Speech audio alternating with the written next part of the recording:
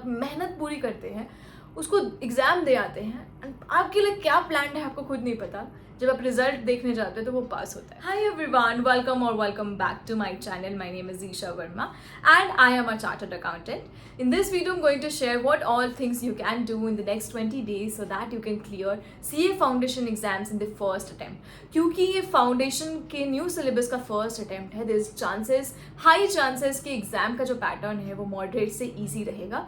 अगर आप फाइनल्स और इंटरमीडिएट की भी बात करें तो वहाँ पे भी काफ़ी ऐसा ही देखा गया है ट्रेंड, मॉडरेट से इजी रहा है एंड काफ़ी कुछ स्टडी मटेरियल से ही रेलिवेंट आया है।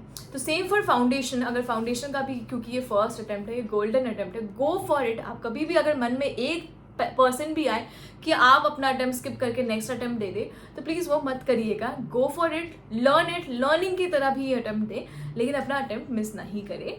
एंड मेजर प्रॉब्लम जो फाउंडेशन में आती है वो कहीं ना कहीं इस वजह से भी आती है कि आपको कुछ सब्जेक्ट्स जो है ना काफ़ी नए मिल जाते हैं। जैसे अगर आपका कॉमर्स बैकग्राउंड है, आप पहले अकाउंटेंसी पढ़ चुके हैं, आप पहले इकोनॉमिक्स पढ़ चुके हैं, लेकिन लॉ की बात करें एक नया सब्जेक्ट है। काफ़ी लोगों को मैथ्स नहीं पसंद, तो मैथ्स की वजह से प्रॉब्लम आती है। ठीक है, तो मेजर प्रॉब्लम आपको रिवीजन में आती है, मेजर प्रॉब्लम जो है आपकी प्रैक्टिस में आती है, बार बार एक ही कॉन्सेप्ट्स को पढ़ने में आती है। इसके लिए सोल्यूशन भी मैं लाई हूँ, Rancher Revision Ultra Premium Flashcards. Now these flashcards are very concise and ये ना बिल्कुल छोटे पॉकेट साइज में। आप कभी भी अपने पॉकेट में रखिए, कहीं भी ट्रैवल कर रहे हैं, मेट्रो में, बस में, आप अपने घर से ट्यूशन क्लासेस जा रहे हैं या कॉलेज से घर आ रहे हैं, इसको निकालिए and you can keep on revising. Secondly, ये फ्लैश कार्ड जो है काफ़ी कंसाइज है एंड काफ़ी एक्यूरेट है। स्टडी मटेरियल को ही उठा के इसमें नोट्स बनाया गया है। आप इसका एक बार रिव्यू भी देख सकते हैं एंड आप अगर चाहें तो इन फ्लैश कार्ड्स को लिंक दिया है डिस्क्रिप्शन में, उसके थ्रू ऑर्डर कर सकते हैं।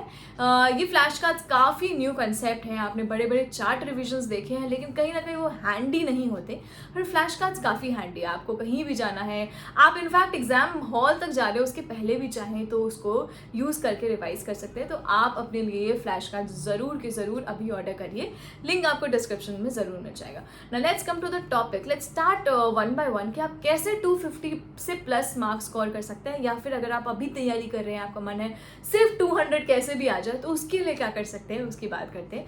नंबर वन, जो आपको मेजर फोकस होना चाहिए, अगर आपने अभी तक तैयारी बहुत अच्छे से नहीं की है तो आपको मेजर फोकस होना चाहिए अकाउंटेंसी पे, क्योंकि accountancy is not a new syllabus thing for you. Accountancy आपने ऑलरेडी कहीं ना कहीं पढ़ी होगी अगर आप कॉमर्स स्टूडेंट है तो try to score more than 65-70 marks in accountancy. उसकी प्रैक्टिस करिए। नेक्स्ट जो 20 दिन है उसको कैसे डिवाइड करना है वो भी आगे बताती हूँ। तो पहले आप अकाउंटेंसी को उठाइए एंड जो भी आपको पुराना आता है उसको देखकर आप उसको पढ़ना शुरू कर दीजिए। जितना आप मैक्सिमम कर सकते हैं अपना मैक्सिमम दीजिए। एंड ट्रस्ट में कई बार ऐसा मेरे साथ हुआ है कि मैंने लास्ट मोमेंट पे उठाया और एग्जाम दिया और वो क्लियर भी हुआ है। ठीक है, क्लियर भी हुआ है ना, I can vouch on this कि लास्ट मोमेंट में भी अगर कोई मेहनत करता है ना उसका भी निकल सकता है। तो अकाउंटेंसी उठाइए, सबसे पहले उस पर जितना मेहनत कर सकते हैं करिए। जो भी टॉपिक्स आपको पुराने आते हैं उसको रिवाइज करिए ना, कहीं ना कहीं आपने क्लासेस वगैरह जो भी लगाइए उसको यूज़ करिए। जितना हो सके आईसीआई का मटेरियल यूज़ करिए। छोटा ज़रूर है मटेरियल बट काफ़ी काम का है। हो सकता है आपको समझ ना आए क्या चल रहा है, लेकिन मटेरियल को यूज़ करके उसके बैक क्वेश्चंस, इलस्ट्रेशंस, ये सब ज़रूर ट्राई करिएगा। नेक्स्ट आता है लॉ में। लॉ में बार बार बहुत सारे सवाल आते हैं, क्या उसमें सेक्शन याद करना ज़रूरी है, क्या उसमें ये ज़रूरी है, क्या उसमें वो ज़रूरी है। हाँ ज़रूरी है, आप जितना ज़्यादा हो सके सेक्शंस याद करिए, बट ऐसा भी नहीं करना है कि लिस्ट बना के आप सेक्शन नंबर रट रहे हैं। 281 का मतलब ये है, 300 का मतलब ये है, नहीं, वो भी नहीं करना है। जितना हो सके आप क्वेश्चंस प्रैक्टिस करते जाइए। प्रैक्टिस करने के दौरान आपको जितने सेक्शंस याद हो जाते हैं उसको आप याद रखते जाइए। ठीक है, तो लॉ के लिए ये करना ज़रूरी है, रिटन प्रैक्टिस करना ज़रूरी है लॉ के लिए। तो लॉ के लिए आप जितना हो सके आप आंसर्स देखिए कि कैसे आईसीआई ने एक केस स्टडी उठाया तो उसका आंसर कैसे किया है। ठीक है, उसको कितने अच्छे से 3 पार्ट में डिवाइड किया है। हर लॉ के आंसर को 3 पार्ट में आईसीआई डिवाइड करती है। एक में वो प्रोविजन बताती है, दूसरे में वो केस में क्या चल रहा है ये बताती है, तीसरे में कंक्लूजन बताती है।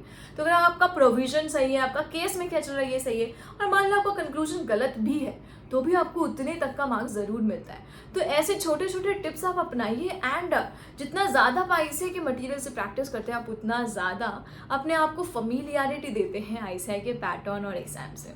नेक्स्ट कम्स आपका मैथ्स। मैथ्स में भी आपके 3 पार्ट्स हैं, आप देख सकते हैं। तो मैथ्स में आप मैक्सिमम स्कोर करने के लिए क्या कर सकते हैं, अपने स्ट्रेंथ को पहचान सकते हैं। जैसे कुछ चैप्टर्स काफ़ी ईजी होते हैं, रेशियोज, और आपने पहले भी काफ़ी पढ़ा होता है। जैसे आपका रीजनिंग की आप प्रैक्टिस कर सकते हैं। नेक्स्ट आता है स्टैट्स में आपकी स्टैट्स में आपके जो फॉर्मूला बेस्ड होते हैं वो काफ़ी आप आराम से उसको एक दिन में भी कर सकते हैं कवर। इतना कुछ नहीं है कि उसमें आपको बहुत मेहनत करनी है, बहुत समझना है। तो मैथ्स का भी आप कुछ और टॉपिक्स उठाएंगे तो आपको लगेगा कि नहीं बहुत कुछ आता है, ठीक है, बहुत कुछ आपको ऑलरेडी आता होगा। गो फॉर इट, जितना मैक्सिमम कर सकते हैं करिए। एंड वाउच माई वर्ड्स, कई बार you don't know what is planned for you, and आगे आप जाते हैं वो प्लानिंग को फॉलो आप अपने तरीके से फॉलो नहीं भी करते, अपने मतलब मेहनत पूरी करते हैं, उसको एग्जाम दे आते हैं, एंड आपके लिए क्या प्लान है आपको खुद नहीं पता। जब आप रिजल्ट देखने जाते हैं तो वो पास होता है। मेरे साथ हुआ है, मेरे साथ फाउंडेशन में भी हुआ है, मेरे साथ फाइनल्स में भी ऐसा हुआ है। इसीलिए मैं आपको बताऊंगी कि प्लीज़ एंड मोमेंट तक जितना अपने आप को पुश कर सकते हैं, जितना आप अपनी मेहनत कर सकते हैं वो करिए।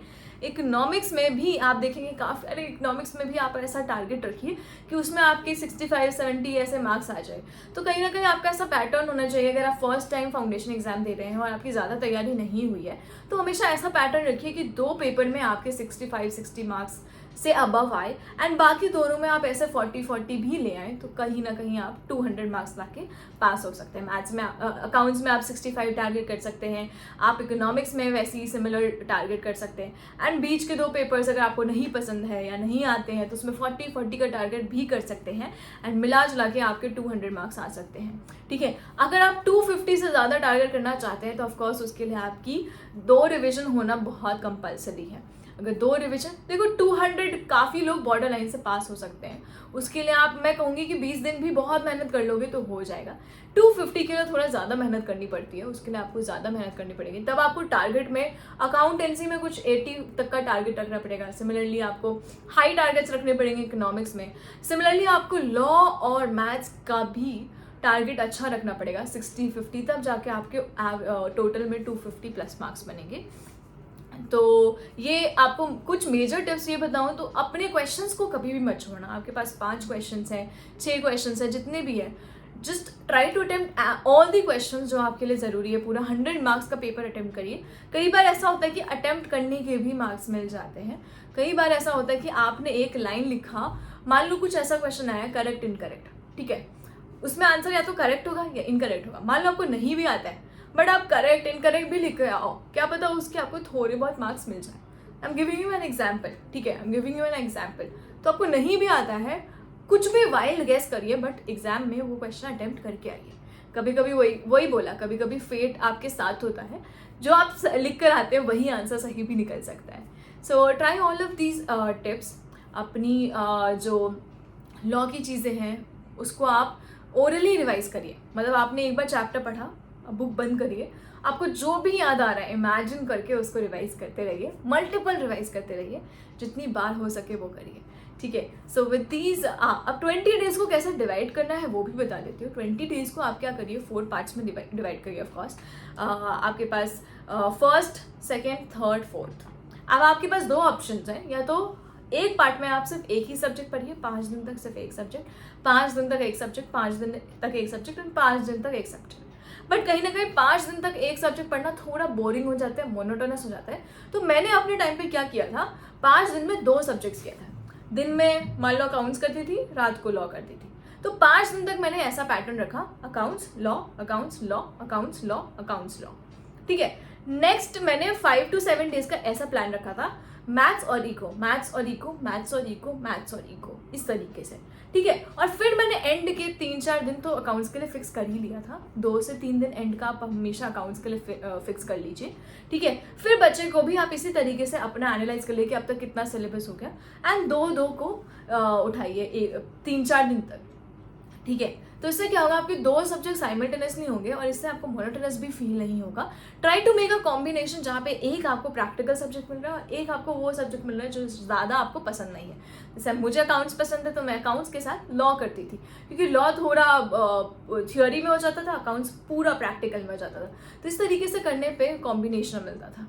अकाउंट्स में आपकी थियोरी के क्वेश्चंस आते हैं, उसको मिस आउट मत करिए, काफ़ी इंपॉर्टेंट होता है। कई बार इन्हीं थियोरी से 5, 7 नंबर, 10 नंबर भी निकल जाते हैं एंड क्या पता वही 10 नंबर आपको पास करा दे, यू नेवर नो दैट। ठीक है, तो ये सब आप करिए एंड जितना मैक्सिमम हो सकता है करिए।